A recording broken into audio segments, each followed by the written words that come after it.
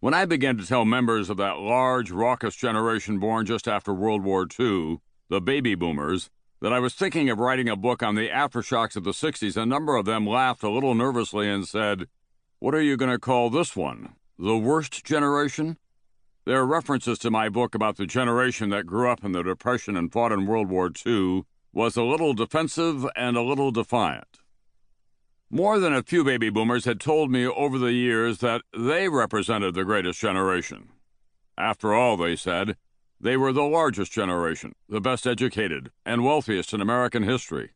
More important, many believed they stopped a war, changed politics, and liberated America from the inhibited and inhibiting sensibilities of their parents. Whatever their beliefs, I assured my boomer buddies that I don't think they represent the worst, but I also teased that I didn't think many of them were as great as they thought they were. They did give us the 60s, there's no doubt about that. But the bottom line has yet to be drawn under those turbulent times. Conclusions have yet to be drawn. Thumbs up or thumbs down. The evidence still is coming in and the jury still is out.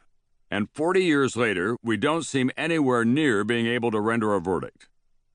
In fact, here we are nearing the end of the first decade of the 21st century, and as you will discover in this audio book, many of the debates about the political, cultural, and socio-economic meaning of the 60s are still as lively and passionate and unresolved as they ever were back in the day.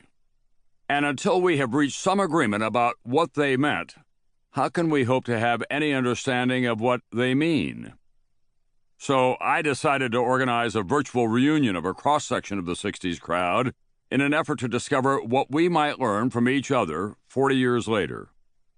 For the purposes of organization, I am defining the 60s as the decade from 1963, when Dr. Martin Luther King Jr. gave his "I Have a Dream" speech at the Lincoln Memorial and JFK was assassinated, through 1974, when Richard Nixon resigned and the clock started running down on the American withdrawal from Vietnam. The focal point of the period was 1968, a year of endings and beginnings that changed America and the world forever.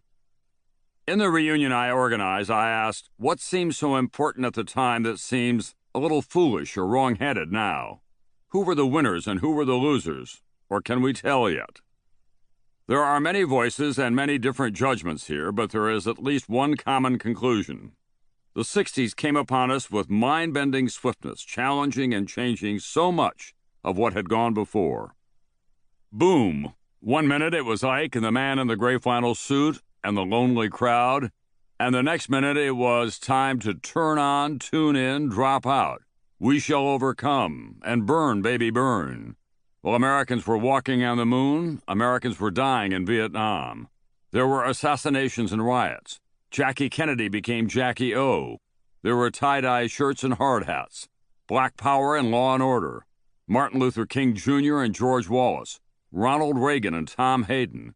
Gloria Steinem and Anita Bryant, Mick Jagger and Wayne Newton. Well, you get the idea. I was born in 1940, making me part of that awkward 1930 to 1945 overhang between the greatest generation and the baby boomers. Born too late to fight in the war, and too soon to be counted as post-war, we are changelings with feet in both camps.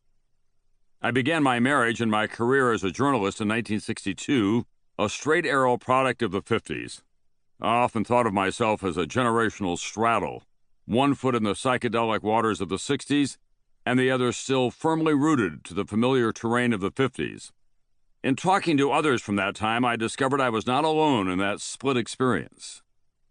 Everyone who went through the 60s sees it through his or her own distinct prism. Our 60s graduates come in all ages, all sizes, from all parts of the country, and with an assortment of certainties, doubts, lifestyles, and memories of a time when the compass that had guided us for so long began to spin wildly. You'll meet some famous names from the 60s, but also those who went through life-changing experiences entirely comfortable in their anonymity. For the most part, I'm like the old class president at this reunion. I call on them and then let them have their say. I am here as a journalist, but also as a citizen, a grandfather now, and a young man then. Not everyone you might like to hear from is in this reunion, but I am confident that the people I met along the way, then and those who intrigue me from afar have something to say about then and now worth hearing. To keep listening to this audiobook, I've left you a link in the description so you can do it, at no cost thanks to Audible's 30-day free trial.